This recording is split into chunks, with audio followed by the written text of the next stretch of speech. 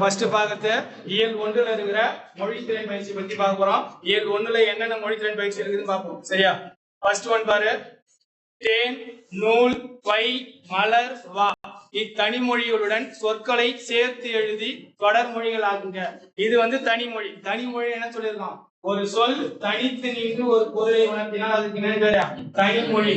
ஒன்றிற்கு மேற்பட்ட தனிமொழிகள் தொடர்ந்து வந்து ஒரு பொருளை உணர்த்தினால் அதுக்கு என்ன தொடர் மொழியின் பேரு. அவங்க என்ன கேட்டிருக்காங்க? இப்ப தேன் ஒண்ணு கொடுத்திருக்காங்க, நூல் ஒண்ணு கொடுத்திருக்காங்க, பை ஒண்ணு கொடுத்திருக்காங்க, மலர் ஒண்ணு கொடுத்திருக்காங்க, வா ஒண்ணு கொடுத்திருக்காங்க. சரியா?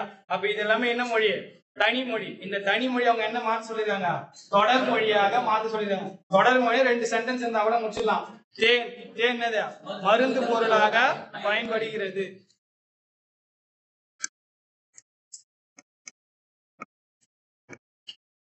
இல்ல தேன் மருத்துவ குணம் மிக்கது.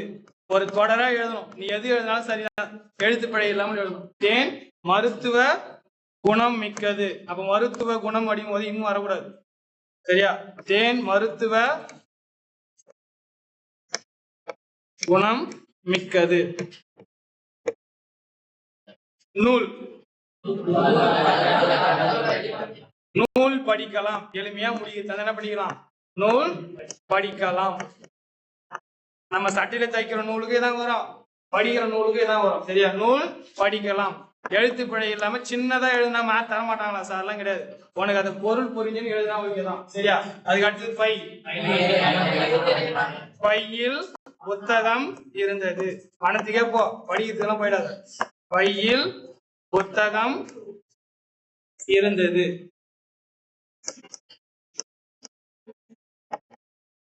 அடுத்தது மலர். மலர் பறித்தேன். மலர் பறித்தேன்.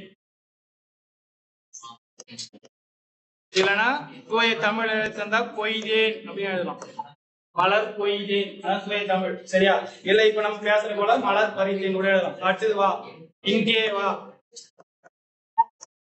இல்லைன்னா நண்பா வா அப்படின்னு கூட எழுதலாம்.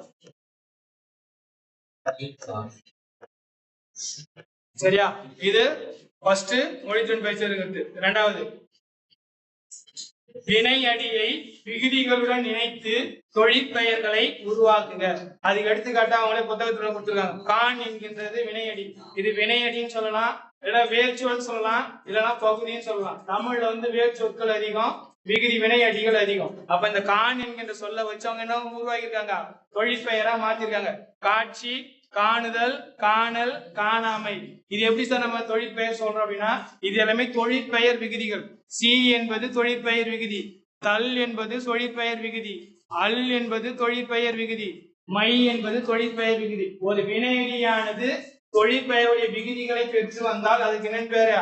தொழிற்பெயர் பேர். அந்த தொழிற்பெயர் நம்ம 4 வகை படிச்சிருப்போம். சரியா? முதல்நிலை தொழிற்பெயர், முதல்நிலை தெரிந்த தொழிற்பெயர், விகுதி பெற்ற தொழிற்பெயர், எதிர்மறை தொழிற்பெயர் 4 படிச்சிருப்போம். ஆனா இருந்தாலும் எதிர்மறைக்கு வரும்பொழுது மை விகுதி என்ன பண்ணோம்? எதிர்மறை தொழிற்பெயருக்கு எப்பவுமே வரும். அது ஞாபகம் வச்சுக்கோ. அப்ப இந்த சொல்ல நம்ம தொழிற்பெயரா உருவாக்க கேட்டா நமக்கு எழுதணும். இப்ப சிறி என்கின்ற ஒரு வினையடி கொடுத்திருக்காங்க. இது வினையடின்னு சொல்லலாம், இல்லைன்னா வேர்ச்சொல்னு சொல்லலாம், இல்லைன்னா பகுதி கூட சொல்லலாம். மூணுமே ஒண்ணுதான். அப்ப இதுல இருந்து நிறைய சொற்கள் உருவாகுது தமிழ்ல பொறுத்த வரைக்கும். அதாவது தமிழ்ல வேர் சொற்கள் அதிகம் அப்படின்னு சொல்லுவாங்க, இல்ல வினையடி அதிகம் அப்படின்னு சொல்லுவாங்க. அப்ப சிரி என்பது இதை தொழிற்பெயரா மாத்தணும்னு சொல்லலாம். சிரித்தல். அதுக்கு அடுத்து என்ன சொல்லலாம்? சிரிக்காமை, இல்ல சிரிப்பு.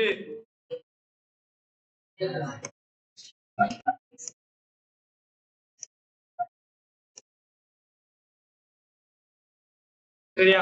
அதுக்கு அடுத்தது படி, படித்தல், படிப்பு, படிக்காமை.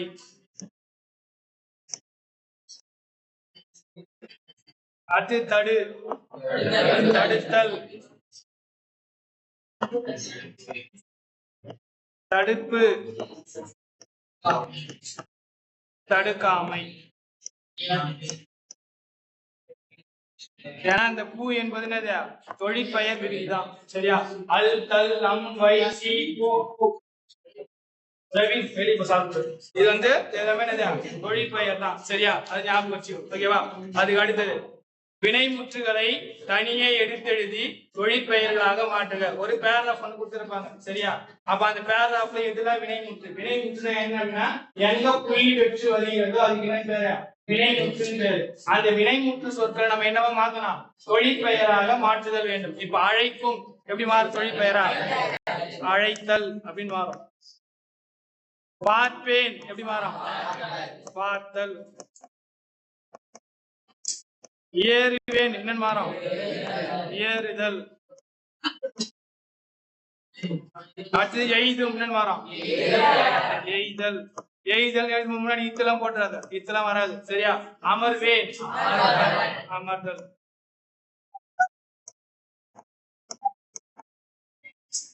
சரியா?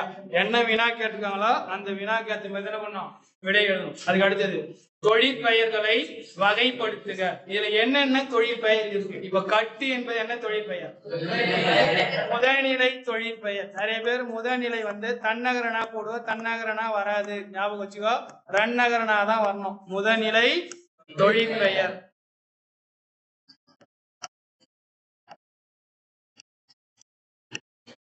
சொட்டு இது முதல்நிலை தொழிற்பெயர் தான் இதுவும், சரியா? வழிபாடு விகுதி பெற்ற தொழிற்பெயர். இதுல எங்க சார் விகுதி இருக்குது? விகுதி பெற்ற தொழிற்பெயர் எப்படி சொல்றேன் இது அப்படின்னா, ஊ என்பது தொழிற்பெயர் விகுதி, சரியா? வழிபாடு அப்படின்னு வரும் பொழுது அங்க என்ன வருது? ஊ என்கின்ற எழுத்தானது வருது. அதனால அதுக்கு விகுதி பெற்ற தொழிற்பெயர் பேர். கேடு என்ன தொழிற்பெயர்? கெடுதான் என்னவா மாறுது? கேடுன்னு மாறுது. அப்ப முதல் எழுத்து என்ன பண்ணுது? திரிது. அப்ப இது என்னது? முதல்நிலை திரிந்த தொழிற்பெயர். முதல்நிலை திரிந்த தொழிற்பெயர். தம்பி பேசாத.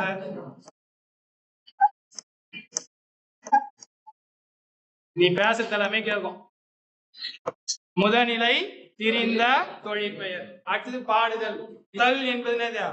விகுதி பெற்ற தொழிற்பெயர். அப்ப எழுதும் போது விகுதி பெற்ற தொழிற்பெயர்.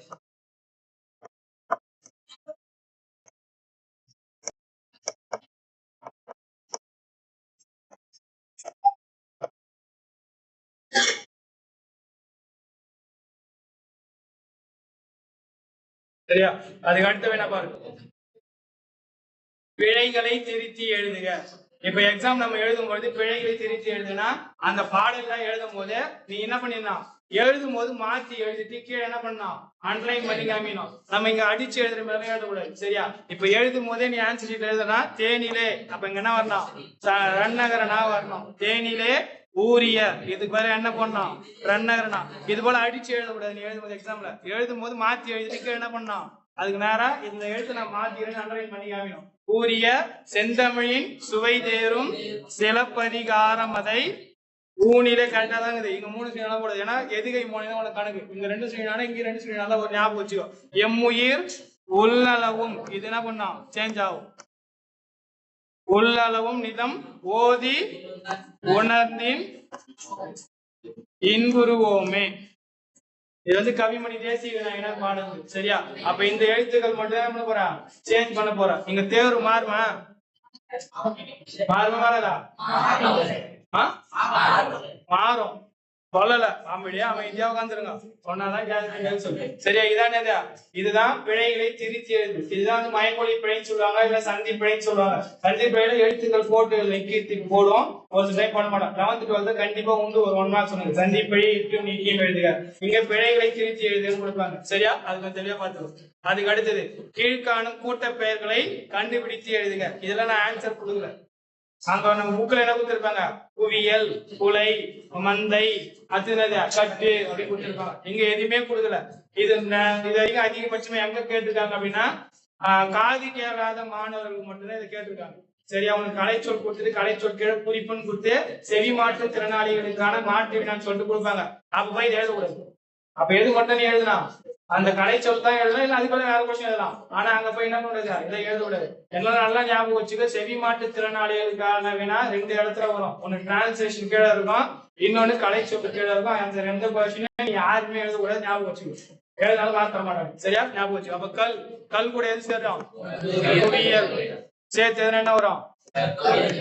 கற்குவியல்.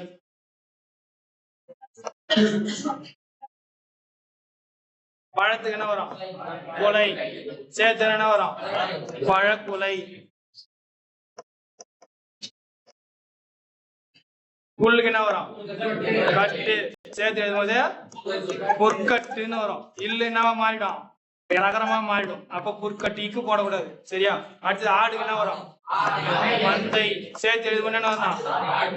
ஆடு மந்தைன்னு வராது. என்ன வரணும்? ஆட்டு மந்தை அப்படின்னு வரணும். இங்க எப்படி சார் இட்டு வருது அப்படின்னா அது வந்து புணர்ச்சி விதியில இருக்குது ரூல்ஸ். சரியா? அதனால அது ஆட்டு மந்தைன்னு மாறும். அதுக்கு அடுத்தது இது வந்து புத்தகத்துல இருக்குது. புத்தகத்துல இல்லாம ஒரு முறை போர்டு எக்ஸாம்பிள் இது கேட்டிருக்காங்க. கீரை. கீரைக்கு என்ன வரும்? கட்டு. சேர்த்து எழுதும்போது கீரை கட்டு.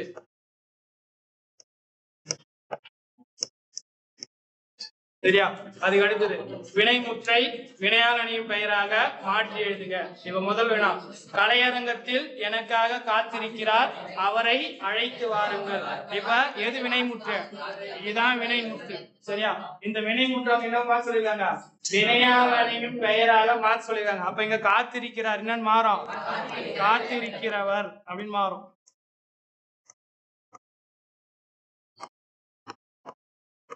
காத்திருக்கிறவரை அப்படின்னு சேர்த்து எழுதிடணும். எதையும் எழுதக்கூடாது, எதையும் எழுதக்கூடாது. அப்ப கலையரங்கத்தில் எனக்காக காத்திருக்கிறவரை அழைத்து வாருங்கள் எழுதிட்டு கீழே என்ன பண்ணிடணும்? அண்டர்லைன் பண்ணி காமிக்கணும். எதுக்காக? இந்த வேர்டு நான் சேஞ்ச் பண்ணிக்கிறேன் காமிக்க பார்த்தோன்னே டிக்கு போட்டு மார்க் கொடுக்கணும். சரி, ரெண்டாவது ஓட்டமிகு உணவு உண்டார், அவர் நீண்ட வாழ்நாள் பெற்றார். அப்ப வினைமுற்று எது? இதுதானே பண்ண போறோம்? மாத்த போறோம். அப்ப இது என்னன்னு மாறும்? கொண்டவர். நிறைய பேர் பாத்தீங்கன்னா துணைக்கால்லாம் போடுற, துணைக்கால்லாம் வராது. வா பக்கத்து துணைக்கால்லாம் போடக்கூடாது. உண்டவர் அதான் எழுதணும். சரியா? அப்ப இதான் எழுதணும். அப்ப ஓட்டமிகு உணவு உண்டவர் நீண்ட வாழ்நாள் பெற்றார். அதுக்கு அடுத்தது நேற்று என்னை சந்தித்தார், அவர் என் நண்பர். இதான் என்னது? வினைமுற்று. இது பதிலா என்ன பண்ண போறோம்? மாத்த போறோம். என்னன்னு மாத்த போறோம்? சந்தித்தவர். அப்ப விடை எழுதும் போது நேற்று என்னை சந்தித்தவர் என் நண்பர். லாஸ்டா புல் ஸ்டாப் வச்சிடணும். அடுத்தது பொது அறிவு நூல்களை தேடி படித்தார், போட்டி தேர்வில் வென்றார். ஏன் நம்ம இதை மட்டும் மாத்துறோம் அப்படின்னா அதுதான் வினைமுற்று. எங்க புள்ளி பெற்று வருகிறது? அது என்னது? வினைமுற்று. வினைமுற்றை வினையால் அணியும் பெயராக மாற்றுக. இங்க படித்தார் என்னன்னு மாறும்? படித்தவர் அப்படின்னு மாறும். படித்தவர் போட்டி தேர்வில் வென்றார். அப்ப பொது அறிவு நூல்களை தேடி படித்தவர் போட்டி தேர்வில் வென்றார் அப்படின்னு வரும். சரியா? அதுக்கு அடுத்தது தொடர்களில் உள்ள வண்ண சொற்களுக்கு பதிலாக அதே பொருளுடைய வேறு சொற்களை பயன்படுத்தி தொடரை மீள எழுதுங்க. அப்ப இங்க எதெல்லாம் போல்டு பண்ணி கொடுத்துருக்காங்களோ அந்த சொல்லு அதே பொருளுடைய வேறு சொற்களை நம்ம என்ன பண்ணோம்? எழுதணும். ஃபர்ஸ்ட், உலகில் வாழும் மக்களில் சிலர் கனி இருக்க காய் புசித்தலை போல இன்சொல் இருக்க வன்சொல் பேசி இன்னர் படுகின்றனர். இதுல எது இதெல்லாம் பாரு போல்டு பண்ணிருக்காங்க. உலகில், மக்களில், கனி, புசித்தல், இன்னல் அப்படின்னா இதுதான் போல்டு பண்ணிருக்காங்க. இப்ப இதுக்கு பதிலாக அதே பொருளுடைய வேறு சொற்கள் எழுதணும். உலகுக்கு என்னன்னு வரும்? புவியில் எழுதலாம், இல்லைன்னா பூமியில் எழுதலாம். சரிதான், ரெண்டு எழுதலாம். சரியா? மக்களில் என்ன வரும்? மானிடர்களில், மானுடர்களில். கனிக்கு என்னது? பழம் இருக்க. கனிக்கு இன்னொரு பேர் என்னது? பழம் இருக்க. சரியா? அது புசித்தலுக்கு என்ன வேறு பேரு? உண்ணுதலை. உண்ணுதல்னாலே சாப்பாடுனாலே 3 சின்னகரம் தான் போடணும், டன்னகரனா தான். உண்ணுதலை போல இன்னல். இன்னலுக்கு என்னது? துன்பம். எழுதும் போது சென்டென்ஸோட தான் எழுதணும். எழுதிட்டு என்ன பண்ணிடணும்? அண்டர்லைன் பண்ணி காமிக்கணும். சரி, அடுத்தது வள்ளல் குமணன் வறுமையால் வாடி வந்த புலவனுக்கு தலையை கொடுத்து மங்கா புகழ் பெற்றான். அப்ப இதுல என்னது? என்னென்ன சொற்கள் போல்டா கொடுத்துருக்காங்க. இப்ப வறுமை, வறுமைக்கு வேறு பொருள் என்னது? ஏழ்மையால். வறுமைக்கு வேறு பொருள் ஏழ்மையால். புலவனுக்கு வேறு பொருள் கவிஞனுக்கு.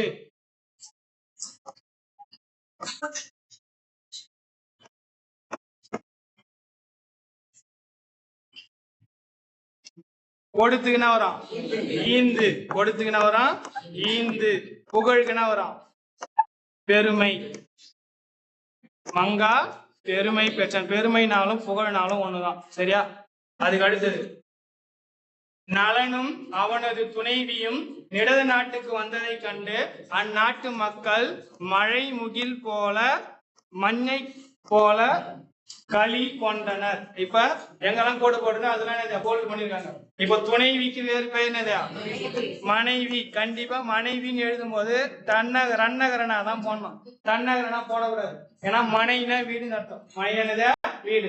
முனுசினா போட்டா அது வேற பொருள் உண்டு. அப்ப மனைன்னு போடும் பொழுது வீட்டில் இருப்பவர்னு அர்த்தம். அதாவது துணைவிக்கு வேறு பெயர் மனைவி. நம்ம என்ன துணைவி முனுசினா போடுவே, மனைவி என்ன பண்ணுவான் மூணுசினா போடுவோம். அது போடக்கூடாது, அது ஞாபகம் வச்சுக்கோ. மூணுசினாவே சொல்லக்கூடாது, ரன்னகரனாதான் போடணும். சரியா? அடுத்தது முகில். முகிலுக்கு வேறு பேர் என்னது? மேகம். மண்ணைக்கு வேறு பேர் என்னது? மயில். மண்ணைக்கு வேறு பேரு மயில். களிக்கு வேறு பேர் என்னது? மகிழ்ச்சி. களினா மகிழ்ச்சின்னு அர்த்தம். இல்ல நீ ஓகை கூட எழுதலாம். என்ன எழுதலாம்? ஓகை கூட எழுதலாம். சரியா? சரியான தொடர். அடுத்தது சோலையில் பூத்த மணமலர்களில் சுரும்புகள் வைத்து பண்பாடி மது உண்டன. இதுல சோலை, மது, சுரும்பு. சோலைக்கு வேறு பேர் என்ன பண்ணலாம்? நந்தவனத்தில். சோலைக்கு வேறு பேர் என்ன பண்ணலாம்? நந்தவனத்தில். சுரும்புக்கு வேறு பேர் என்னது? வண்டுகள். சுரும்புக்கு வேறு பேரு வண்டுகள். மதுக்கு வேறு பேரு தேன். தேன் சொல்லலாம், இல்ல மதுரம் அப்படின்னு சொல்லலாம். மதுரம்னால தேனை தான் குடிக்கும். மதுரம்னால தேனை குடிக்கும். தேன் உண்டன. உண்டான இது போடக்கூடாது. என்ன பண்ணலாம்? இந்த ஊ போடணும். சரியா? தேன் உண்டனது சேர்த்து எழுதும்போது இப்படி வரும். நீங்க தனியா பிரிச்சு எழுதும்போது தேன் உண்டான ஊ போட்டு எழுதணும். சரியா? அடுத்தது பசு போல் சாந்தமும் புலி போல் தீரமும் யானை போல உழைப்பும் மனிதனுக்கு வேண்டும். இங்க பசு இருக்கு, சாந்தம் இருக்கு, புலி இருக்கு, தீரம் இருக்கு, யானை இருக்கு. சரியா? இந்த எழுத்தை நம்ம மாத்தோம். அப்ப பசுக்கு என்ன வரும்? ஆ. ஆ போல சாந்தம். சாந்தம் என்னது? அமைதியும். புலிக்கு வேறு பேர் என்னது? ஒழுவைன்னு போடலாம், இல்ல என்ன போடலாம்? வேங்கை கூட போடலாம். ரெண்டுமே சரிதான், ஏதாவது ஒண்ணு. சரியா? வேங்கை போல் தீரம். தீரம் என்னது? வீரம்னு அர்த்தம். வீரமும். களிருக்கு வேறு, யானைக்கு வேறு பேர் என்னது? களிறு போடலாம், இல்லைன்னா கரி அப்படின்னு போடலாம், இல்லைன்னா என்னது? வேழம் போடலாம். இதெல்லாமே யானையை குறிக்கின்ற வேறு பேர் நிறைய இருக்கு. எது ஏதாவது ஒண்ணு எதுனா போதும். சரியா? அதுக்கு அடுத்தது சொற்களை இணைத்து புதிய சொற்களை உருவாக்குக. இதுவும் அதிகபட்சமா அந்த செவி மாற்று திறனாளிகளுக்கான மாற்று வினாவில் எதையும் கேட்டிருக்காங்க. இது வரைக்கும் நடந்தா பொது தேர்வு. சரியா? இப்ப இங்க இத்தனை சொற்கள் இருக்கு. ஒரு சில டைம் எக்ஸாம் எவ்வளவு 2 மார்க்ஸ் கேட்பான். அப்ப ஏதாவது 4 சொல்லு இல்ல 6 சொல்லு கொடுத்துட்டு அதை இணைத்து புதிய சொற்களை உருவாக்குங்க அப்படிங்கப்பா. நிறைய சொற்களை உருவாக்கலாம். இப்ப என்னென்ன உருவாக்கலாம்? இப்ப மணி, மேகலை எழுதலாமா? ஒரு தொடர். அடுத்தது விளக்கு, பூவிளக்கு எழுதலாமா? பூவிளக்கு எழுதலாம், இல்லைன்னா எழுதலாம். அது வேற என்ன சொல்லலாம்? செய்வான் எழுதலாமா? செய்வான்.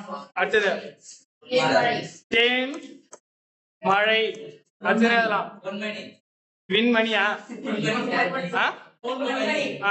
பொன் மணி. இது போல நிறைய சொற்கள் உருவாக்கலாம். சரி, ஒன்னு எத்தனை சொற்கள் உருவாக்க முடியுமா?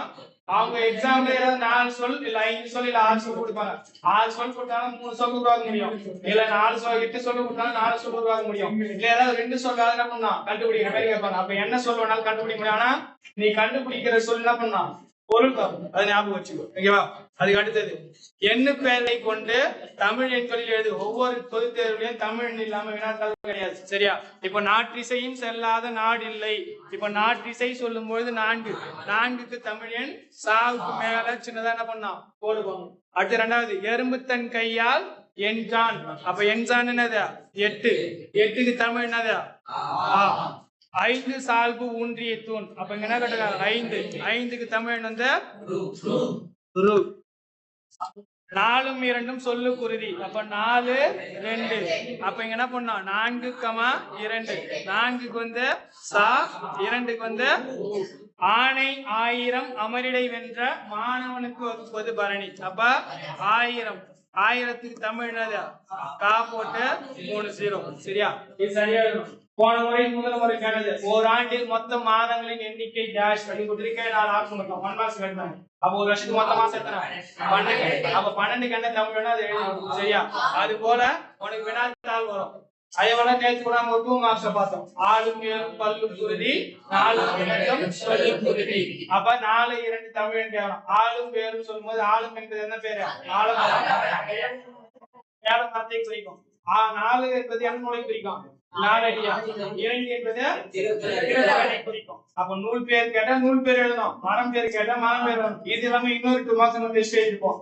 நாள் காட்டியில் ஞாயிற்றுக்கிழமை 25ஆம் நாளில் வாரத்தில் புதன்கிழமையும் சனிக்கிழமையும் தமிழ் எண்ணால் குறிப்பிடுங்க அப்படிங்கலாம். அப்ப அது என்னன்னு கரெக்டா கண்டுபிடிச்சு, எப்பவுமே வாரத்துல முதல் நாள் என்ன கிழமை தான்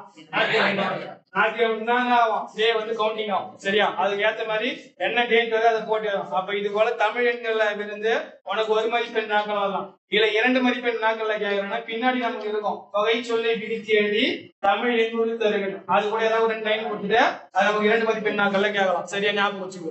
அதுக்கு அடுத்தது இயல் 1 வரைக்கும் தான். சார் இதை நம்ம எது ஒண்ணு சொல்லலாம், அகராதிக்கான கலை சொல்ல அதுல ஒட்டு வந்து பின்னாடி கொடுத்தது. சரியா? அதுக்கு அடுத்தது இயல் 2.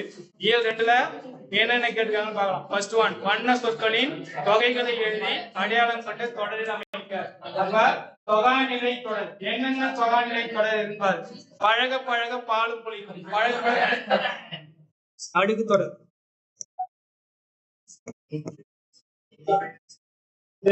பேசுறவன் சொல்லி வைப்பு வச்சு சாத்தம் தள்ளி சொல்றாங்க. எதுக்கு இது நடத்துறாங்கன்னா காதுல வாங்கிட்டு போனா தேர்வு நேரத்துல ஞாபகம் வருன்றதால நடத்துறோம். நீ எல்லாம் படிச்சுட்டு தான் இல்லைன்னா சொல்ல. சரியா? காதுல வாங்க ரிசன் பண்ணு. வந்தார் என்ன தொடர்? ஞாபகம் வச்சுக்கோ. வந்தார் என்பது முற்று பெற்ற சொல். முற்று பெற்ற சொல் ஒரு பெயரை கொண்டு முடியும் போது என்ன தொடராக மாறிடும்? வினை முற்று தொடராக மாறிடும். ஃபர்ஸ்ட் தொடரு முற்று பெற்ற தொடரா இருக்கணும். வினை முற்று.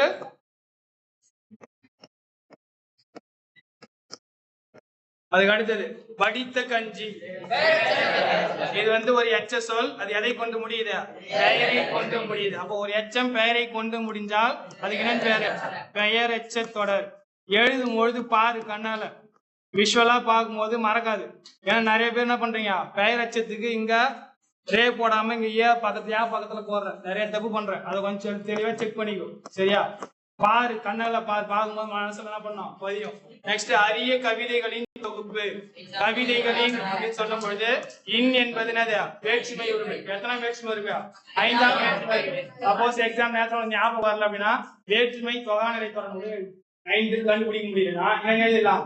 வேற்றுமை தொகாநிலை தொடர். நம்ம கண்டுபிடிக்க தெரிஞ்சதுனால என்ன பண்றோம்? 5ஆம்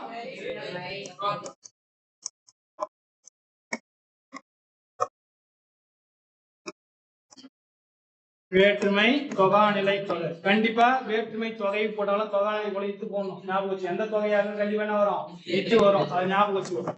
வேற்றுமை தொகாநிலை தொடர். அதுக்கு அடுத்தது மேடையில் நன்றாக பேசினான். நன்றாக என்பது எச்ச சொல், பேசினான் என்பது வினை சொல். பேசினான் பேச்சுள்ளா, பேசுதல் என்ன சொல்ல? வினை சொல். அப்ப என்ன தொடர் இது? வினை எச்ச தொடர்.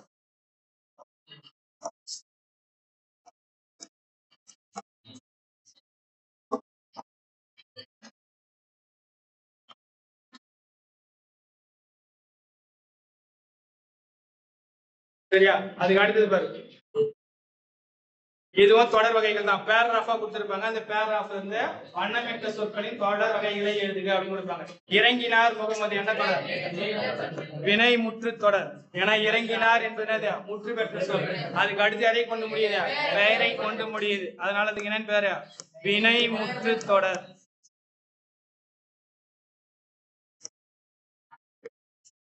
அவர் பாடகர். அவர் என்பது எழுவாய். அப்ப பாடகர் அப்ப என்ன தொடருது? எழுவாய் தொடர். இந்த எழுவாய் எத்தனை வகையா பிரிப்பாங்க? 3ஆ பிரிப்பாங்க. பெயர் எழுவாய், வினை எழுவாய், வினா எழுவாய். அதான் நீ பெயர் பயனிலை, வினை பயனிலை, வினா பயனிலை படிச்சிருப்பீங்க. அவர் யார் என்ன தொடரா? வினா பயனிலை. நூலகம் சென்றார் வினை பயனிலை அப்படின்னு சொல்றது. பாரதியார் கவிஞர் பெயர் பயனிலை அப்படின்னு சொல்லியிருக்கோம். கேட்ட பாடல் என்ன தொடர்? பெயரச்ச தொடர்.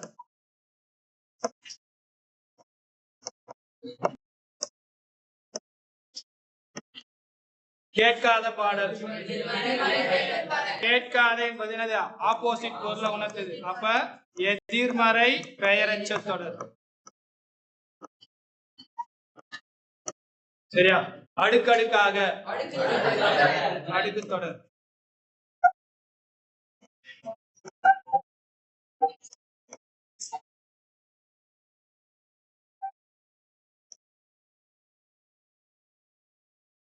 சரியா? அடுத்தது கவனி. கொடுக்கப்பட்டுள்ள இரு சொற்களை பயன்படுத்தி ஒரு தொடர் அமைக்க. இயற்கை, செயற்கை. ஈஸியா எளிமையா உனக்கு எழுத்து பிழை இல்லாம என்ன எழுத்து வந்தா அதை எழுதலாம். இயற்கை செயற்கை என்னலாம் கும்பல போய் தான் போறாங்க. ஒரு ஆள் தப்பாரிட்டேன்னு சொல்லுவோம். அதுக்கு மட்டும் கஷ்டமா இருக்கும். இயற்கை காடுகளில் பயணிக்க செயற்கை கருவிகள் பயன்படுகிறது. இல்லைன்னா இயற்கையை மிஞ்சிய செயற்கை இல்லை. ஏதோ ஒரு தொடர். அடுத்தது கொடு, கோடு. என் நண்பன் கொடுத்த அளவுகோலை கோல், கோல். கோள்களின் இயக்கம் பற்றி கோல் இது, அதுக்கப்புறம் வர கோல் இது. சரியா? கோள்களின் இயக்கம் பற்றி அறிந்து கோல். அதுக்கு அடுத்தது சிறு, சீரு. பூனை சீரியது. ஒரே பூனை சிறு பூனை சீரியது. சின்ன பூனை குட்டி என்ன பண்ணா அது சீருது. அப்படியே தாண்டம். ஏதாவது ஒரு பேர் போட்டு தாண்டம். விதி, வீதி. எனக்கு எழுத்துப்பழை வரும் சார், நான் என்ன பண்ணது அப்படின்னா விதி என்ற சொல்லுக்கு பதில் வீதி என்று எழுதினான். விதி என்ற சொல்லுக்கு பதில் வீதி என்று எழுதினான். சரியா? சிலை என்ற சொல்லுக்கு பதில் சீலை என்று எழுதினான். ஒரு லைன்ல முடிச்சிடலாம்.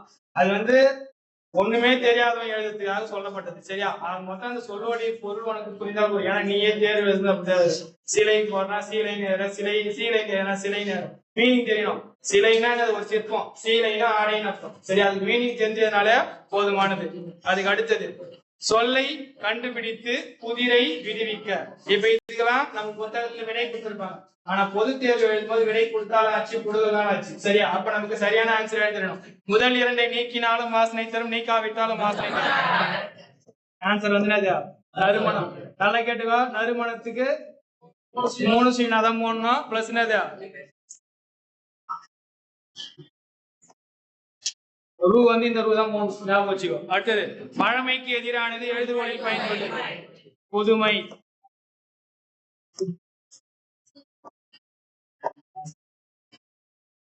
இருக்கும்போது உருவம் இல்லை, இல்லாமல் உயிரினம் இல்லை. காற்று. 4 எழுத்தில் கண் சிமிட்டும், கடை 2 நீங்கி செல்லும். விண்மீன்.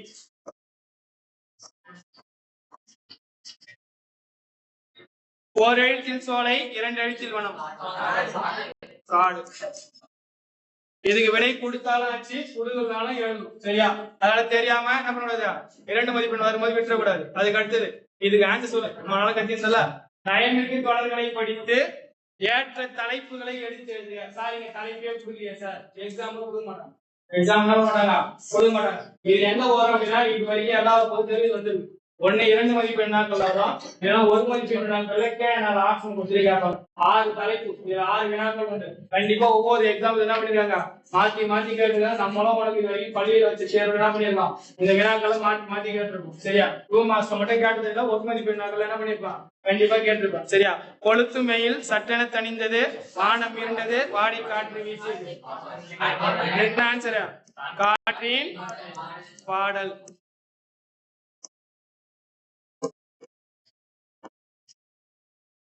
புவி சிரித்து மண்ணிலிருந்து சின்னஞ்சிறு மொட்டு முகிழ்த்தது, அச்செடியை வரவேற்கும் விதமாக பக்கத்து செடிகள் தலையாட்டி மகிழ்கின்றன.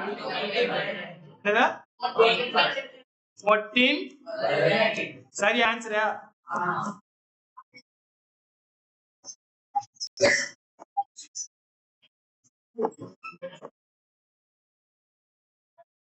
சோலைக்குள் சத்தம் இல்லாமல் வீசியது தென்றல், பூக்கள் அதன் வருகையை உணர்ந்து நறுமணத்துடன் வரவேற்கின்றன.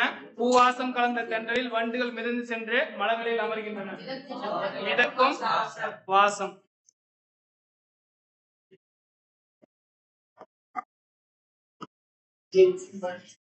இரவின் இருளமைதியில் இறைச்சலாய் சில சுவர்கோழிகள், வறண்ட வானத்தின் இருண்ட புழுக்கம், மழைக்கு இயங்கும் புவி, வெப்ப பெருமூச்சு விடும் கசகசத்த உயிரின் ஏக்கம்.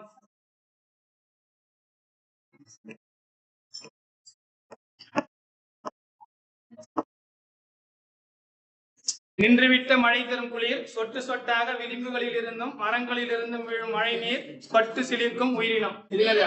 நீரின் சிலிர்ப்பு.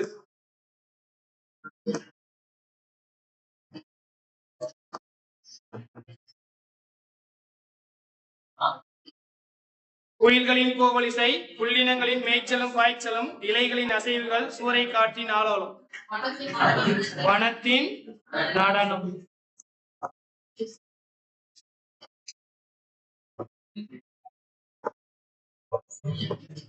அதுக்கு அடுத்தது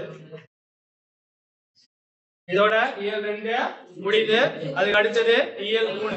இயல் 3ல தொகைநிலை தொடர்புல இருந்து வரும். சரியா? இயல் 3ல என்னென்ன பாரு. வண்ணமிட்ட தொகை சொற்களை வகைப்படுத்துக. இங்க அன்பு செல்வன் தொடுதிரை. அன்பு செல்வன் என்ன இலக்கண குறிப்பு? இரு பெயரொட்டு பண்பு தொகை. அத சொல்ல எழுதி ஹைபன் போட்டு எழுதணும். இரு பெயரொட்டு பண்பு தொகை.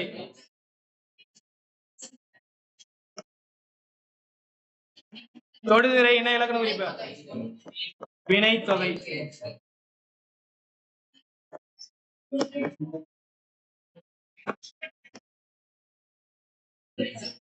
அதுக்கு அடுத்தது அனைவருக்கும் மோர் பானையை திறந்து மோர் கொடுக்கவும். மோர் பானை இரண்டாம் வேற்றுமை மோரை உடைய பானை அப்படின்னு வரும். மோரை உடைய பானை. அப்ப மோரை சொல்லும் பொழுது ஐ என்கின்ற உறுப்பின பந்த மறைந்து வரும். இரண்டாம் வேற்றுமை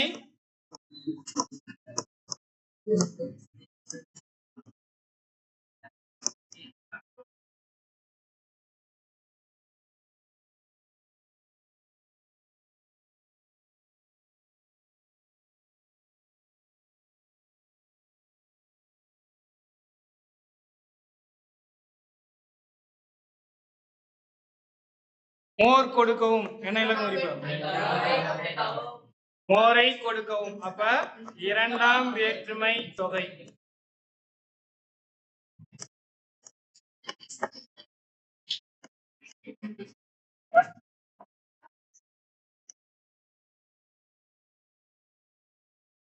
அதுக்கு அடுத்தது வெண்டைக்காய் பொரியல் மோர் குழம்புக்கு பொருத்தமாக இருக்கும். வெண்டைக்காய் என்ன இலக்கண பெயர் விட்டு பண்பு தொகை.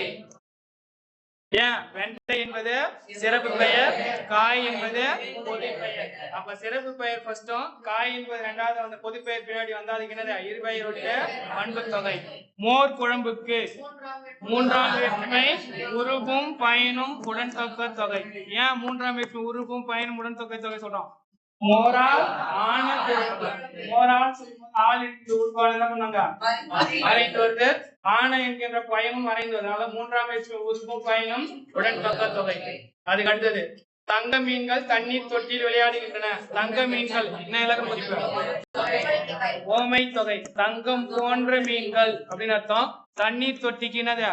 இரண்டாம் தண்ணீரை குற்றும் தொட்டி. சரியா? தண்ணீரை உடைய தொட்டியும் சொல்லலாம். ஓகேவா? அதுக்கு அடுத்தது பழமொழிகளை நிறைவு செய்ய. கண்டிப்பா இதுல இருந்து ஒரு இரண்டு மதிப்பெண்ணா ஒரு தேர்வு எதிர்பார்க்கலாம். சரியா? அப்ப உப்பில்லா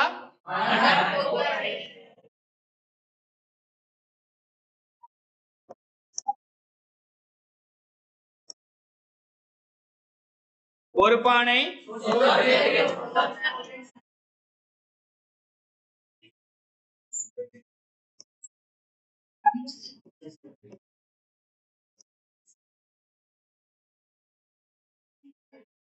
உப்பிட்டவரை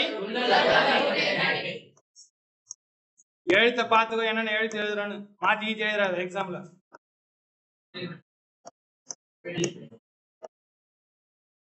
விருந்தும் அங்க 3 நாட்கள் எழுத என்ன எழுதணும்? நாள்கள்.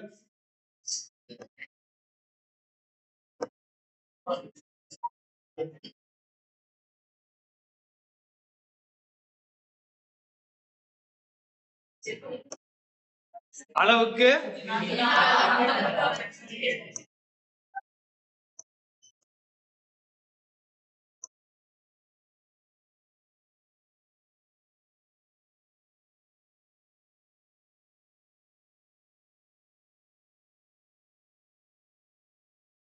விடுபட்ட எழுத்துக்களை நிரப்பி எழுத்துக்களை மட்டும் இணைத்து ஒளிந்துள்ள ஒரு நூலின் பெயரை கண்டுபிடிக்க. பறவையிடம் இருப்பது இறகுக்கு இந்த ரதம் போடணும், ஞாபகம் வச்சுக்கோ. சிவப்பு நிறத்தில் இருக்கும் குருதினா என்னது? ரத்தம். ரத்தத்துக்கு வேற பேரு குதிரம் சொல்லுவாங்க. சரியா? மன்னரிடம் இருப்பது எந்த இல்ல போடணும்? சின்ன இல்ல போட்டனா குரங்கு பின்னாடி இருக்குது. இது பெரிய போடணும், ஞாபகம் வச்சுக்கோ. தங்கைக்கு மூத்தவள் யாரு? அக்கா. அறிவின் மறுபெயர் மதி. நீரில் செல்வது இணைத்தா என்ன நூல் பேர் வரும்? திருக்குறள். இது ஒரு முறை 5 மதிப்பெண்ல கேட்டிருக்காங்க. ஆனா இதுல நீ ஒரே ஒரு எழுத்தை சேஞ்ச் பண்ணாலும் 1 மார்க்கும் கொடுக்க மாட்டாங்க. ஒண்ணுதான் சார் எழுதிருக்காங்க, 1 மார்க் ஃபர்ஸ்ட் கொடுப்பாங்க சார், கொடுக்க மாட்டாங்க. இது 5மே சரியா இருந்தா தானே பண்ணுவாங்க, 5 மதிப்பெண் கொடுப்பாங்க. ஒரு முறை ஃபர்ஸ்ட் வந்தா 2019 பேட்ச்ல கேட்டாங்க அந்த கொஸ்டின். சரியா? 5 மதிப்பெண்ல கேட்டுருக்காங்க. அப்ப எளிமையா அவ்வளவு வாய்ப்பு உண்டு. அப்ப இந்த எழுத்துக்கள் சரியா இருந்தா நூல் பேருக்கு என்ன பண்ணிக்கணும்? எழுதிருந்தா முழு மதிப்பெண் எடுக்கலாம். சரியா? அடுத்தது இரு சொற்களையும் ஒரே தொடரில் அமைத்து எழுது. நம்ம செகண்ட் யூனிட்லயும் பார்த்தோம். இப்ப தேர்ட் யூனிட் அதே போல வினாக்கள் கேட்டுருக்கேன். சிலை சீலை. சிலைனா சீலைனா ஆடையை குறிக்கும். சிலையில் சீலையை மறைத்தனர். ஏன்னா சிலை எழுதுவதற்கு பதில் சீலை என்று எழுதினான். தொடு தோடு. என் காதை தொடு இல்லைன்னா அவள் காதை தொட்டு தோட்டை பார்த்தேன். சரியா? அடுத்தது மடு மாடு. மடுவில் மலை மாலை.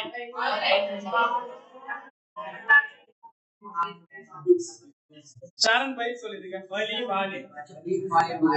வலியும் வாலியும் இல்லாமல் வாழ முடியாது. வசிஷ்டா சொல்லு. வீடு வீடு. என்னை விட நான் வீட்டிற்கு செல்ல வேண்டும். சரியா?